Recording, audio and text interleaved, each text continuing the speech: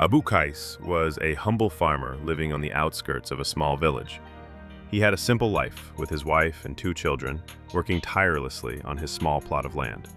The villagers often spoke of strange occurrences in the nearby forest, a forest that was home to an old witch. This witch, they said, was feared by everyone. Those who ventured too close to her domain at night never returned. Despite these stories, Abu Qais was a practical man.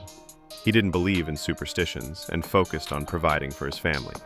But one year, the rains failed, and the river that irrigated his fields dried up.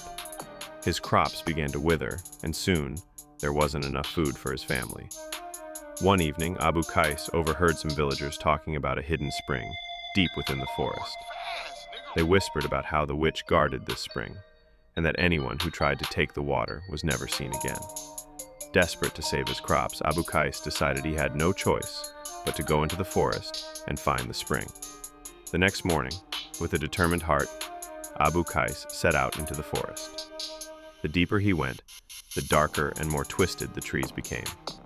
Strange noises echoed around him, but he pushed on, driven by the thought of his hungry children. Finally, after hours of searching, he came upon a small, crystal-clear spring hidden among the trees. Just as he bent down to fill his jug, a cold wind blew, and an eerie voice called out.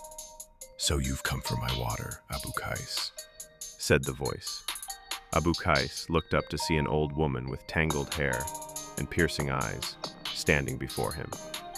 She was the witch the villagers feared. Though his heart raced with fear, he knew he couldn't leave without the water. "I mean no harm," Abu Qais said, his voice steady despite his fear. "My crops are dying, and my children have nothing to eat. Please, let me take some water." The witch's eyes narrowed as she studied him. "You dare ask for my water, knowing the stories about me," she hissed. "I have no choice," Abu Qais replied. "I must save my family." The witch thought for a moment before she smiled, a cruel, twisted smile. "Very well," she said. "You may take the water, but only if you spend 3 nights in my house. If you survive, the water is yours."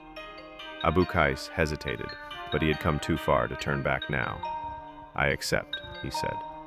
The witch led him to a small, crooked hut deep within the forest. The first night, as Abu Qais lay down to rest, the witch began chanting strange spells. The walls of the hut seemed to close in. The shadows twisted into ghastly shapes, and eerie whispers filled the air. But Abu Qais, though terrified, kept his mind focused on his family. He prayed silently, refusing to give in to fear. The second night was worse. The witch summoned ghastly apparitions, spirits of the dead who wailed and reached out to him with bony hands. But Abu Qais, again, held firm. He reminded himself that he was doing this for his loved ones, and that nothing could break his will. The third and final night was the most terrifying. The witch conjured illusions of Abu Qais' family, showing them suffering and pleading for his help. She tried to break his spirit, to make him give up. But Abu Qais, with shave in, repeated a prayer to himself, knowing these were only tricks. His faith and love for his family kept him strong. When the morning sun finally rose, the witch was waiting outside the hut. She looked at Abu Qais with surprise and something resembling respect. "You have a strong heart, Abu Qais," she said, her voice no longer filled with malice. "You have passed my test. Take as much water as you need." Abu Qais quickly filled his jugs with water and thanked the witch. As he turned to leave, the witch spoke again, her voice softer now. "You are the first to survive my test. Go in peace, Abu Qais. The forest will no longer harm you or your family." Abu Qais returned to his village with the water, and soon his crops flourished once more. The villagers were astonished when they heard of his bravery and how he had tamed the witch. They no longer feared the forest, knowing that Abu Qais had broken its curse.